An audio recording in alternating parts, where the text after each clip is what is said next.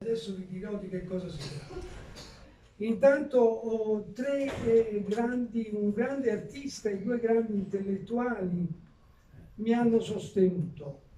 Il primo è Antonio Possenti, che è stato un grandissimo incisore italiano, il quale diceva non c'è solo una creatività nei contenuti, ma c'è anche una creatività nella forma.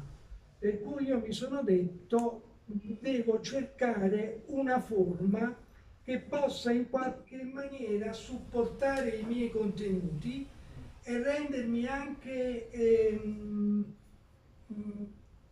distinguermi in qualche modo, proprio per evitare quella piattezza. Questo lo dichiarai anche nel 2015, quando fui invitato da Renato Barilli a Ricercabo a Bologna. C'era anche Niva Lorenzini, una serie di intellettuali legati alla poesia, e dichiarai questo mio, direi anche dissenso, nel non riscontrare una ricerca specifica di ogni poeta, ma più o meno tutti bravi, tutti uguali.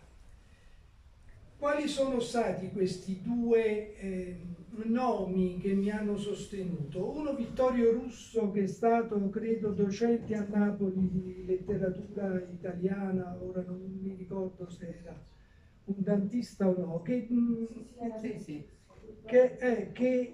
un libricino che lessi, edito nel 1988, per l'Istituto Italiano degli Studi Filosofici, diceva: bisognerà pure interrogarsi sulle ipotesi più auspicabili per sottrarsi alla croce o di una